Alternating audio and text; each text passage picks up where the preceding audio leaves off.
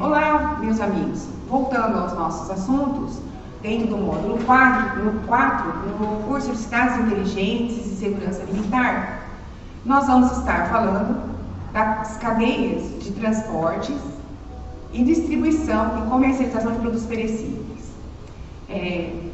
O mais importante é que vocês entendam que, assim, hoje o tempo é curto, então eu vou estar abordando bem essa parte do transporte, a parte de como que nós fazemos esse alimento perecível e da origem até o consumidor, tá bom? Então, antes da gente começar a trabalhar esse tema, é importante que o entendimento do que é um alimento perecível. Então, os alimentos perecíveis, tanto frutas, vegetais e carnes, ovos, leite, são produtos que possuem uma maior concentração de água, e também alimentos e produtos perecíveis o prazo de validade devido a isso vai ter uma menor validade e apresentam a água e sua composição como as frutas, vegetais, carnes, leites, derivados, ovos e assim sucessivamente. A grande quantidade de água ajuda a alimentar os micro-organismos que vão deteriorar esse produto e contribui para o desenvolvimento deles, assim colaborando para a piora. Na realidade, ele deteriora e assim ele se estraga. Então, segundo Luiz da Abras, Associação Brasileira de Supermercados, em 2018, e a Abras em 2015, os produtos perecíveis respondem com os mais altos índices de quebras. O que é quebra? São aquelas perdas que ela deixa de ganhar o valor daquele produto que estava na conta do supermercado. Eles chamam de quebras, devido ao alto grau de deteriorização ao longo da cadeia de abastecimento. Então, o que é importante dizer para vocês?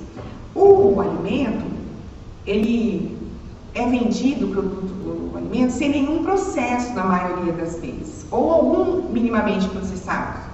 Então, assim, você recebe os ovos sem nenhum processo, você recebe a carne sendo só desossada. Então, assim, as verduras, talvez ela venha do jeito que ela foi colhida e nem minimamente processada. Algumas sim, minimamente processadas, frutas, as hortaliças. Então, é importante entender. E a definição de vegetais frescos e os minimamente processados, ela mudou muito. Então, a Embrapa, ela dá uma definição da qualidade dos vegetais frescos e minimamente processados com a seguinte foco.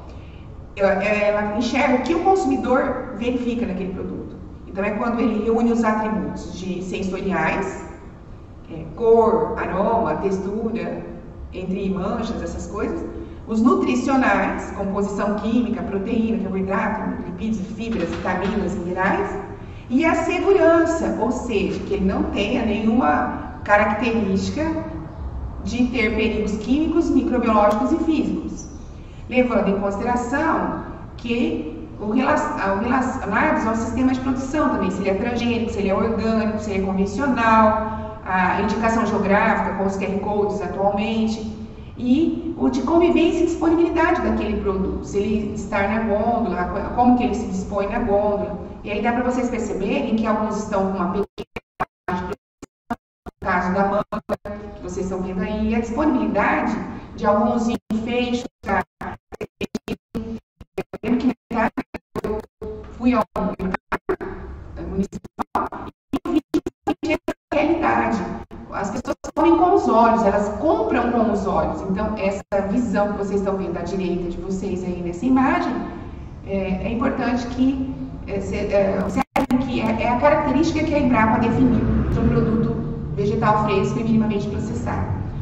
Também é importante observar que esses produtos, para chegarem até o consumidor, ele vai ter um fluxo de informações para serem caracterizarem todo aquele perfil que o consumidor exige. Então, a origem, a embalagem vai ter que ter um código para ele chegar naquela origem, o transporte vai ter que ter aquela caixa bem embalada, a logística de caixas, de empilhamento. No supermercado vai ter que ter uma gôndola muito bem montada, e na própria casa do consumidor ele vai ter aquele maneira de trabalhar. Então, a rastreabilidade, ela foi desenvolvida para esse tipo de produto, vegetais frescos, para melhorar a oferta dos alimentos e a segurança alimentar desses produtos. Na Instrução Normativa Conjunta INC número 02 de 2018, ocorreu uma definição dessa rastreabilidade para esse tipo de produto. Então, a rastreabilidade é um conjunto de procedimentos que permitem para detectar a origem e acompanhar a movimentação de um produto ao longo da cadeia produtiva, mediante elementos informativos e documentais registrados, arquivados nesses locais, que é feita uma vistoria e na hora da certificação, ou na hora de uma vistoria tanto da Anvisa quanto do MAPA, vai ser abordado. Tá? E o transporte, nesse momento, também é vistoriado, e o que eu gostaria de falar, que eu não coloquei nesse trabalho, é que em cada etapa desse processo de todas as cadeias produtivas para alimentos ou para qualquer outro tipo de produto, tanto para consumo humano, para vestimentário, a rastreabilidade é muito importante. E além disso, desde 1963, nós só temos nas indústrias de processamento a análise de perigos e pontos críticos de controle já sendo obrigatória numa circulação de alimentos, com toda uma rastreabilidade, todo um fluxograma de processo, desde o plantio até a mesa do consumidor, sendo diagnosticado para a segurança alimentar.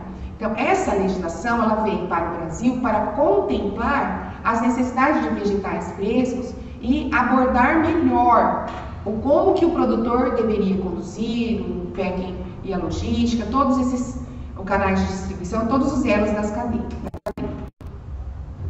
Então, assegurar a rastreabilidade de vegetais frescos não é fácil.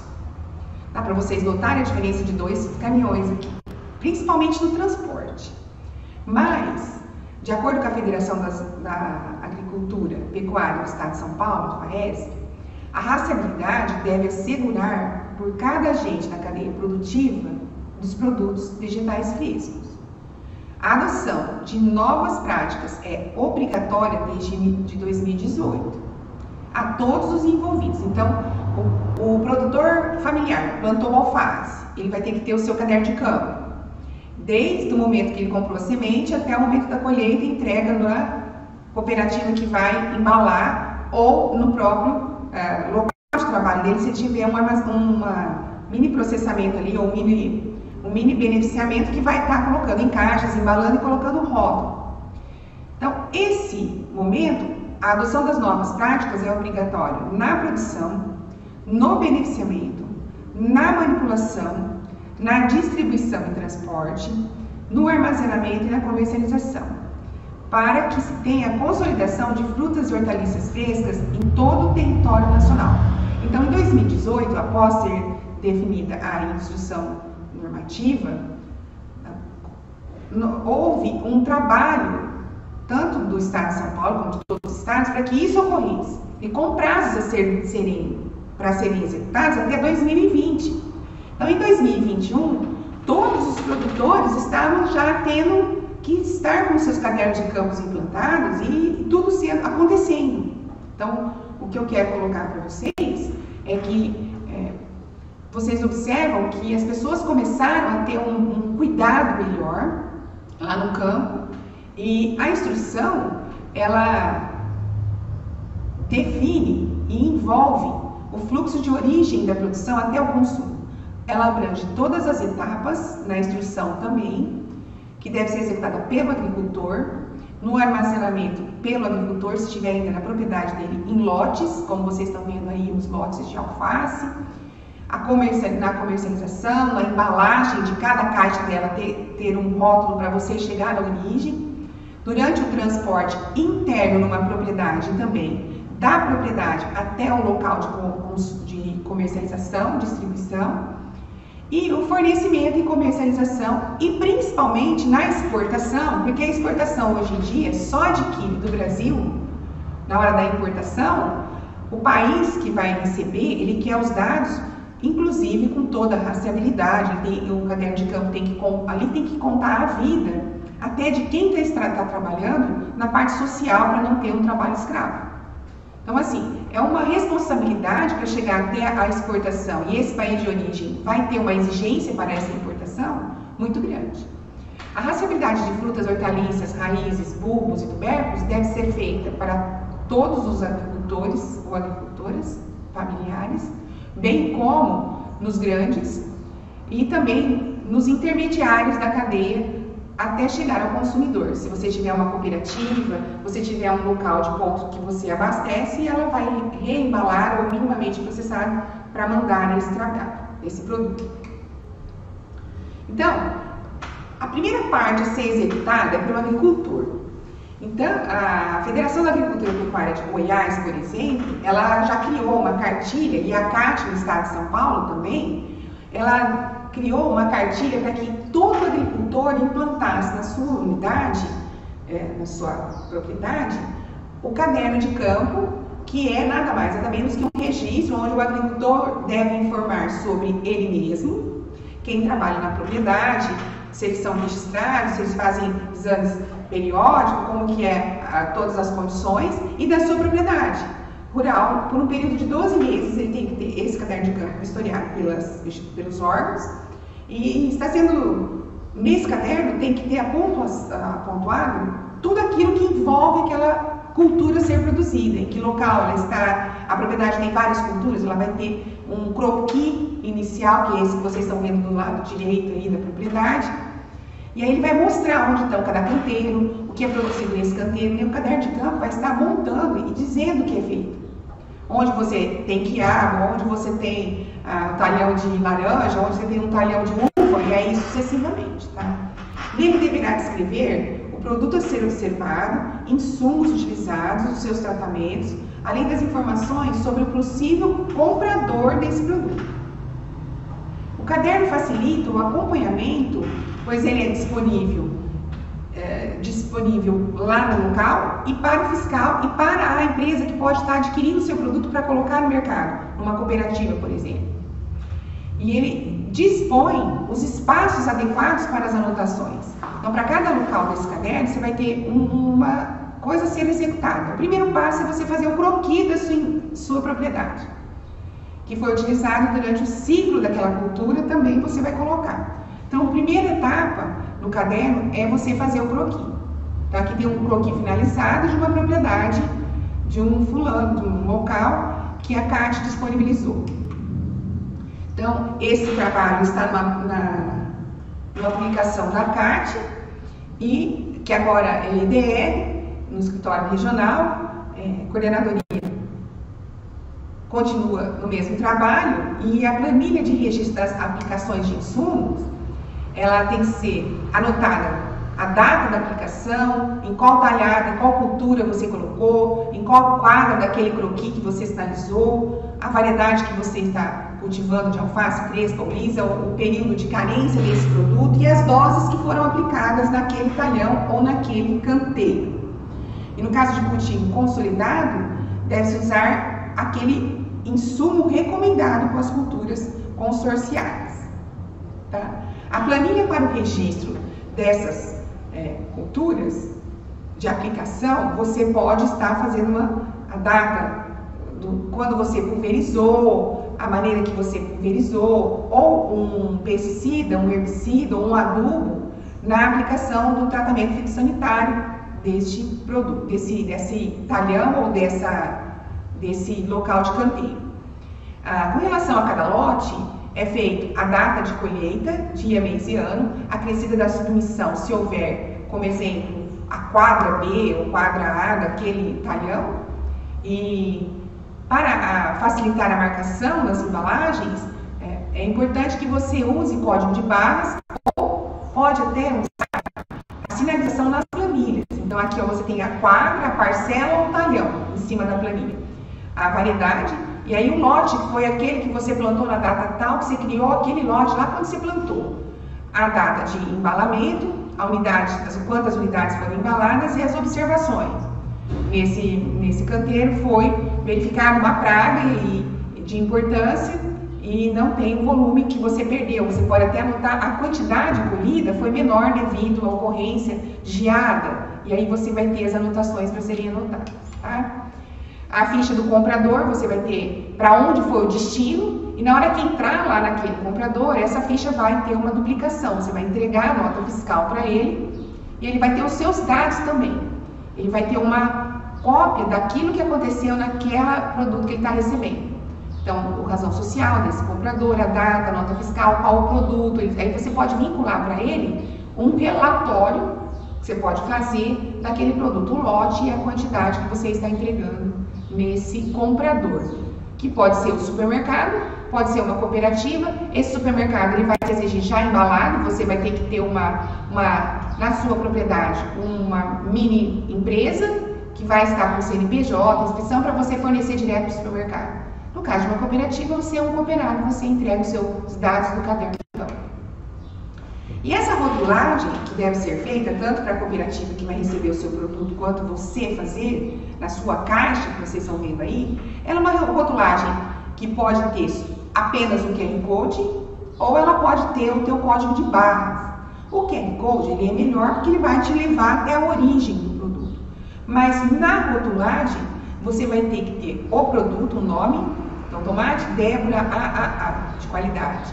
Você vai ter o nome do produtor, que é o produtor Roberto Lopes Júnior, o CNPJ, a localização dele, tanto com o endereço como coordenadas geográficas, que você pode buscar, não tendo um QR Code com um código de barra, você pode buscar pelas coordenadas do seu celular no mesmo local. O peso líquido dessa caixa, o lote dessa caixa, você viu ali, tem uma letra A. Então, nesse lote, ele foi no dia 08 do 10 de 18, o A provavelmente vai estar linkado ao caderno de campo de algum talhão A daquele local. E a data da embalagem da caixa, que é a data, na realidade, da colheita e do embalamento, tá? Então, a rotulagem, você tem todo um contexto. Existe uma outra cartilha de rotulagem, que se vocês quiserem, eu vou estar disponibilizando a cartilha de rotulagem, a cartilha do caderno de campo e também alguns outros itens que eu vou disponibilizar para que vocês possam estar buscando esses dados. E aí, vocês estão vendo esse arquivo, ele é da fonte do CEAGESP, né? E algumas partes são de uma apostila, do manual de rotulagem e embalagem de produto, tá bom? Aí, o que eu quero dizer é assim, de 2018 para cá, mesmo com a pandemia, os produtores da nossa região, que eu tive contato num projeto realizado no ano de 2020, na verdade no ano de 2021, ele deu início a nossa Cooper Preta, ela também já está com toda essa parte da instrução sendo realizada por alguns dos seus cooperados, e para a entrega no banco de alimentos, o banco de alimentos já faz essa exigência para que seja entregue com esses dados. Então assim, o banco de alimentos distribui para os consumidores, no caso para a merenda escolar, para as pessoas com vulnerabilidade social, com insegurança alimentar, tem todo o contexto em que é entregue esses alimentos pela prefeitura, e a nossa cooperativa é uma das cooperativas que está muito atuante para esse detalhe com os vegetais frescos. A instrução, ela determina que o detentor do produto também é responsável pela rastreabilidade e segurança. Então, o produtor, se caso uma pessoa tiver alguma inconformidade ou não conformidade lá na residência dele, no supermercado, ele pode fazer a devolução e o supermercado vai remeter esse produto embalado para que o produtor sane os danos para esse consumidor. Então, o rótulo, ele aproximou o consumidor do produtor. Então, o consumidor pode entrar em contato com o rótulo direto com o produtor. Isso foi muito importante. Então, os principais requisitos e os processos de implantação da instrução, para a implementação do caderno de campo, com os registros de todas as informações, do receituário do agrônomo que foi lá registrado no caderno de campo e da chegada dos produtos aos consumidores finais, ele tem que ter uma sequência de etapas. Então, ele tem a delimitação dos lotes, né, do local lá que você vai ter que fazer um croquis, deixar no seu caderno de campo. A implantação do caderno de campo em toda a propriedade.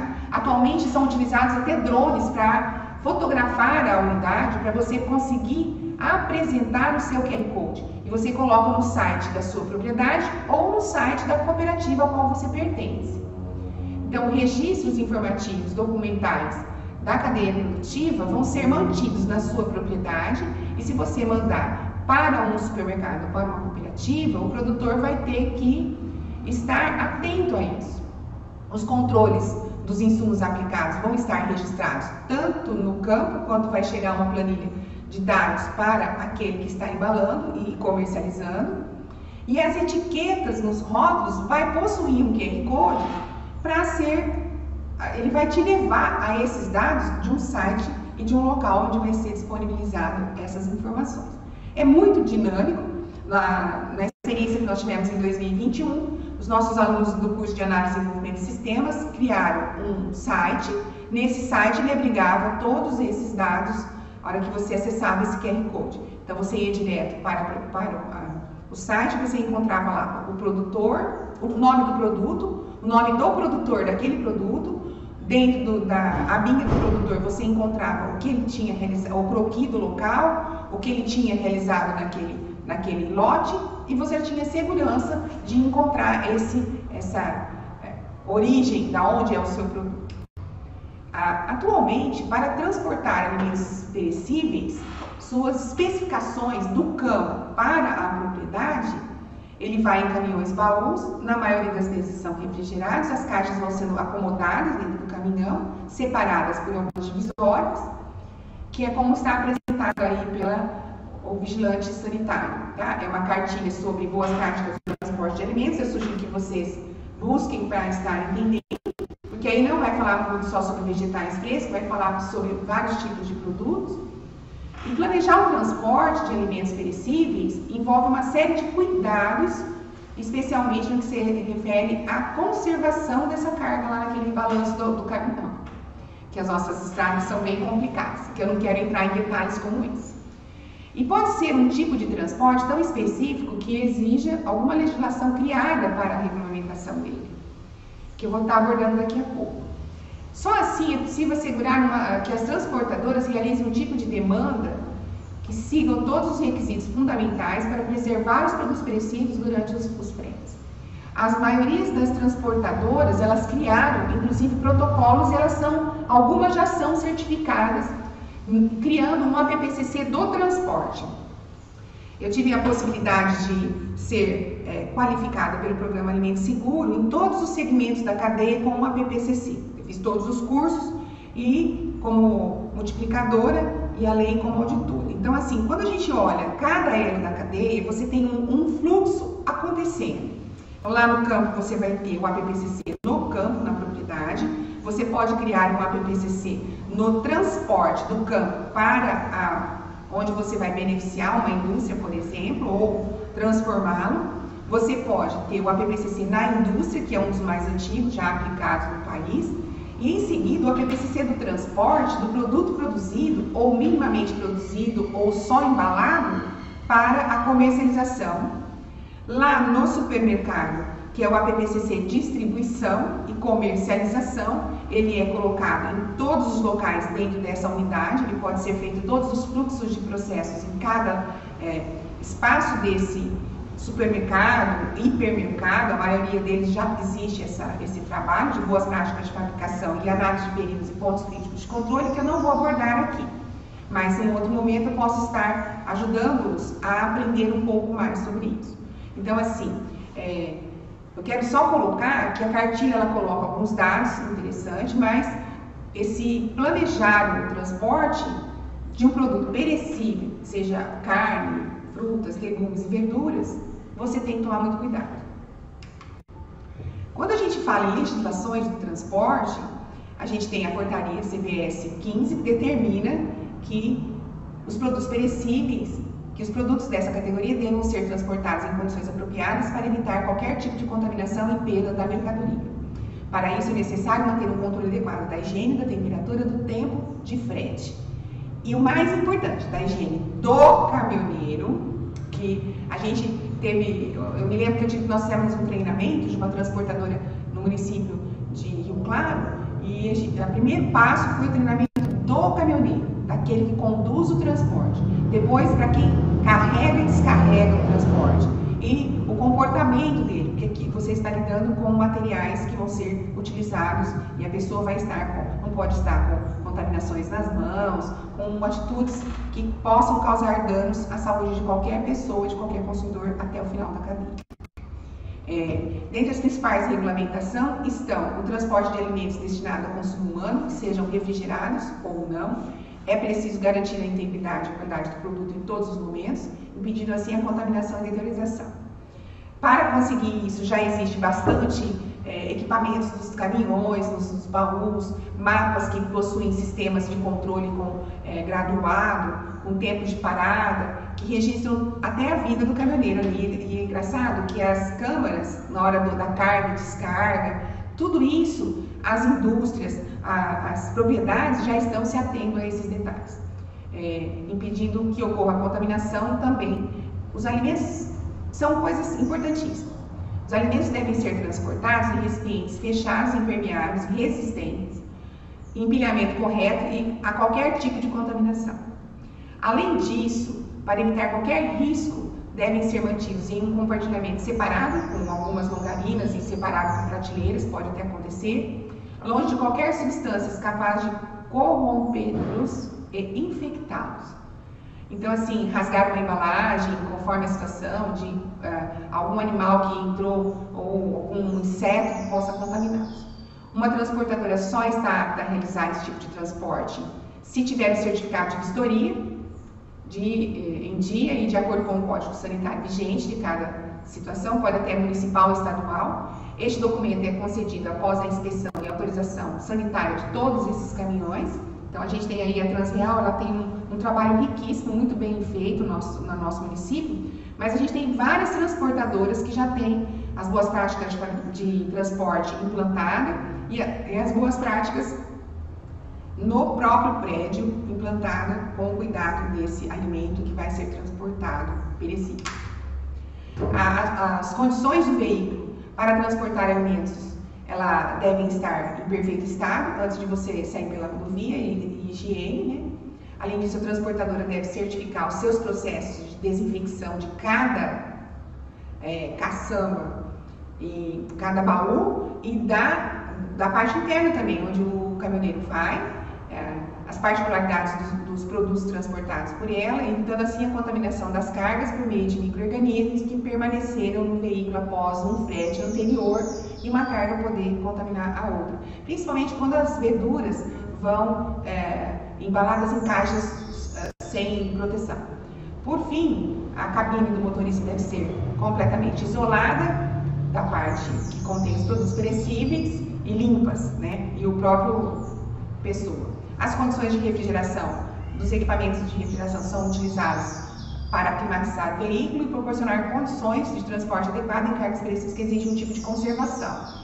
E o mais interessante é que vocês estão vendo que o caminhão ele adentra dentro da câmara fria e esse perda de frio, para que ele seja estufado, esse caminhão, a palavra certa, eles chamam de estufamento do caminhão. Então vai encher o caminhão com as caixas refrigeradas e aí ele vai ter uma atitude mais correta. Para realizar esse tipo de frete, é importante adicionalmente equipamentos e veículos que devem ter um termoquim com um medidor de temperatura calibrado, já que faça as leituras naquela programação do controle de cronograma de chegada e saída e paradas, ele vai monitorar tudo isso. A definição da temperatura varia de acordo com a natureza de cada tipo de produto perecível, né? E as restrições, ela é expressamente proibido transportar carga perecível em uma mesma cabine com pessoas ou carga viva animais. Não é permitido transportar alimentos perecíveis com qualquer tipo de produto que apresentem riscos ou seu estado de conservação inadequado, como que vai estar, ou tem alguma coisa lá dentro da cabine ou da carga que possa estar sendo colocada dentro da carga e assim contaminar. Matérias-primas ou alimentos crus não devem ser transportados com produtos prontos para consumo.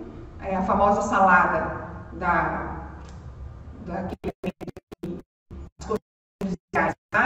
ela tem que estar separada. Se ela for crua, ela vai estar embalada separadamente, não junto do mesmo embalagem e de forma bem adequada. A matéria-prima ou alimentos crus, eles são assim, vamos pensar, nós temos ali a marmita que está numa caixa, né, aquelas caixas térmicas, e as saladas numa outra caixa, separadamente, de preferência que tenha uma divisória nesse caminhão. Para a parte fria e para a parte aquecida, ela vai dentro da caixa. Então, ele tem que ter uma divisória com proteção até para não perder temperatura. E esse transporte desses produtos, eles são vistos como primeiros que apresentam risco de contaminação aos últimos que saem, tá? Os 7 cuidados para transportar alimentos refrigerados é o primeiro: cuide da manutenção do baú. Atente-se à roteirização da carga. Fique atento às condições do veículo. Armazena a carga corretamente, com separações, como eu acabei de falar. Avaliar o processo de refrigeração, se está tudo em ordem para você sair com o seu caminhão. Cuidar da manutenção do próprio caminhão. E monitore a temperatura do baú a cada certo momento, não só com os sensores que tem no próprio termoquim. Numa planilha com um termômetro que você possa carregar, tanto que você tenha aqueles termômetros de revólver, que é muito importante. Quando a gente pensa também, eu vou falar só um pouquinho sobre comercialização de alimentos perecíveis, que você olha para no supermercado, que vocês estão vendo aí, tá? Você vai observar que as gôndolas hoje é o maior desafio na comercialização. Para que ela tenha uma gôndola que o cliente compra com os olhos, é mais ou menos isso. Então, frente às mudanças de hábitos dos consumidores, redes de supermercados de diversos portes apontam no aumento de oferta de serviços dentro do negócio e nas entregas expressas de carnes e hortifrutis para conquistar os seus clientes. Então, é muito comum as redes, ela tem uma equipe para as entregas no delivery, né, nos contatos, e ela tem a equipe interna que fica nesse espaço continuamente na área de FLV. Fora a área de FLV, a área de produtos perecíveis, que são refrigerados e congelados. Por quê? Porque ele é um desafio para que o consumidor entre e encontre tudo bacana. Se ele vai lá no congelador ou no refrigerador e vê uma embalagem adulterada, furada, ele já começa a não ter segurança com esse local. Então, estamos passando por um momento de profundo processo de transformação no varejo. O desafio está na necessidade de ajustar o portfólio de produtos em nossas operações, multi-região e em multiformatos. Então, vocês estão vendo aqui o a granel, vocês estão vendo porcionados, minimamente processados lá atrás, e algumas bandejas e alguns produtos já com pequenas embalagens individuais. Então, é muito comum as pequenas famílias comprarem minimamente processado para facilitar a vida, mas também, na hora do delivery, ela pedir quantidades pequenas do alimento solto da gôndola. Mas o rapaz tem que fotografar e ver como que está o alimento para que ela possa comprar e adquirir. Então, ele tem que ter essa gôndola intacta para que o consumidor veja na foto. Então, hoje eu mostrei essas fotos, que é da rede do Pão de Açúcar, em Peter Stern. Hoje temos 72 lojas que fazem entregas express em algumas horas, afirmou o diretor do grupo Pão de Açúcar, Peter Stern. Ele coloca nessa reportagem que eu busquei essa foto, e eu vou comentar uma coisa para vocês. É uma das redes mais antigas que tem já a implantação interna dela, o APPCC, em redes de distribuição e comercialização. Eles têm um trabalho muito sério feito, e algumas outras redes que nós temos aqui no nosso município também já possuem o trabalho de boas práticas de fabricação interna e também o APPCC em algumas áreas dos seus supermercados. Muito, muito interessante, tá? O que eu quero sugerir para vocês, na rede Carrefour, porque eu conheço a maioria das redes aqui da nossa região, e buscando como que uns vídeos rapidinho que eu coloquei no final de cada uma dessas apresentações, que vocês assistam para entender a dinâmica que existe na hora de um transporte numa cadeia produtiva. Então, esse videozinho ele mostra pouco desse transporte da cadeia produtiva. Agradeço a atenção, estou à disposição e uma boa sorte para vocês. Um abraço.